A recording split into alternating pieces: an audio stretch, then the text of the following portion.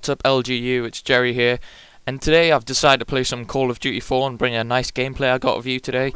I mean, I was just a bit bored, I couldn't be bothered to play Modern Warfare 2, you know, I hadn't played CoD4 in about a week, I hadn't played Xbox in a day, this was my first game on the Xbox, and I just put mode in, and let's just watch this. 1, 2, 3, that's how you start a TDM on District. I think this is District, oh shit, if I get that wrong I'm sorry.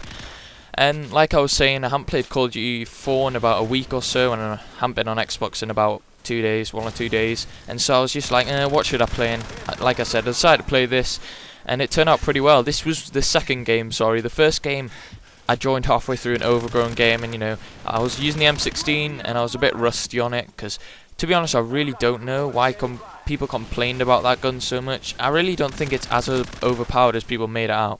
I mean, yeah, it is sort of overpowered in terms of the other weapons, but I think the M16 is only good if you've got good aim and if it's in the hands of the right person. I mean, I think a noob with the M16 can't use it really unless they get lucky, because they'll have no aim. And people, you know, oh, that helicopter flew low there before. But anyway, people say, you know, it's a noob gun, but I don't think it's a noob gun, I just think it's a really good gun that is slightly overpowered, but there's a difference between being overpowered and being noobish. I think the UMP is more noobish because you can just spray it, whereas I always thought burst fire weapons, you still have to have that precision to get the one shot, and especially in CoD 4 when the hitbox was quite small.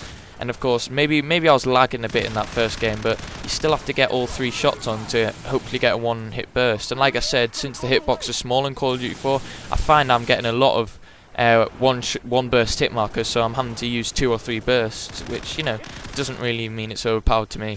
But this is just my opinion, you know, I'm not really bothered. And as you can see in this gameplay, I'm using the MP5, which is also considered one of the really powerful guns, but I still think the recoil on this gun balances it out, and it's just a beast gun. I like using it with a red dot, unless I'm playing search or something. Even then, I love the red dot on this. I just think it's great, and if you want to shoot long range, you just have to pop fire it 1 bullet at a time, but really if you're using this gun, you should be rushing. And I was quite happy with this game, because like I said, it was the second game. I get a good KD, and I get it, you know, pretty good rushing. I mean, I'm rushing most of the time. I mean, of course, I'm not going to run out blindly when I need to stay behind a wall, because the street up these steps, the long main street, I'm not going to run out there when there's guys with M16s and snipers at one end. So I decided a few times I sort of edge around corners and try and, like here, see, I'm just slowly trying to flank them. That's really, I mean, I'm not going to give out many tips other than in Call of Duty 4, if you're using something like the MP5, try and flank them.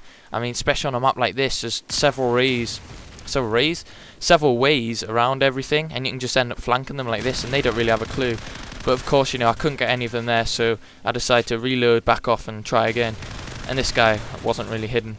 A nice 10 kill streak, but I'm gonna leave the gameplay there just to enjoy it. I thought it was quite a good gameplay that I just got earlier, and I was quite happy with it, considering it was only the second game. And, you know, I really don't really know what to talk about these days in these Call of Duty videos, because it's just so much already been done in the videos, and so many commentators, and everything's been covered. The only things that can, you know, non-topic sort of related is, if you're not talking about the gameplay, then you can do like a live commentary, or do a different game or something, or just find a topic to talk about completely unrelated. So you guys in the comments, please leave me some topics you'd like to hear in future videos, and I'll try and get that to you, because I know I'm not really going to put anything else on this channel other than Call of Duty, and, well yeah, other than Call of Duty until, I don't know, I'm probably not going to get Halo Reach straight away. I'm unsure about that one right now. I mean, it's more of a Christmas title one for me probably. I'm just more looking forward to Black Ops than I am Halo. I've never been a Halo fan, just never got into it and never really loved it that much. I think it's an alright game, but I don't think it's progressed much over the series, so hopefully, I mean, I played the Reach beta, but didn't do anything too special for me. It was enjoyable, but that's about as far as it goes. And that's about it on that, so just leave those comments on these topics. And I really thought I'd got that guy there with the drop shot and quick turn. And I forgot to explain my perks here. It was Bandolier, Stopping Power, and Extreme Conditioning, if you're wondering, just so I can run around quicker. It's not like Marathon for all you people who've never played Call of Duty 4. Extreme conditioning, God, I can't get my words out today.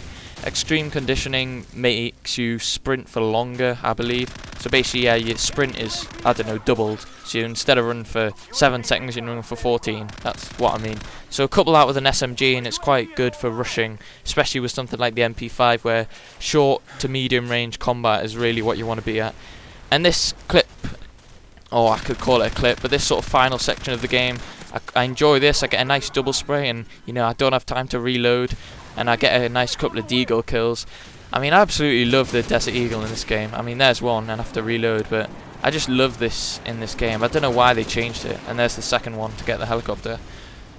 And I don't know, they seem to make it worse in Modern Warfare 2. I mean, I don't know whether it's just because all the other guns are better, but I still think the recoil's worse. I just can't use the deagle in Modern Warfare 2, and I can't use it.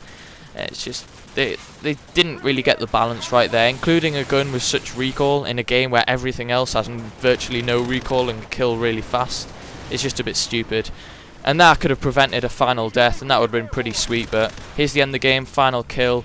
32-3, could have been 32-2 if I hadn't stupidly died. So that's the end of the game. I'll see you guys later.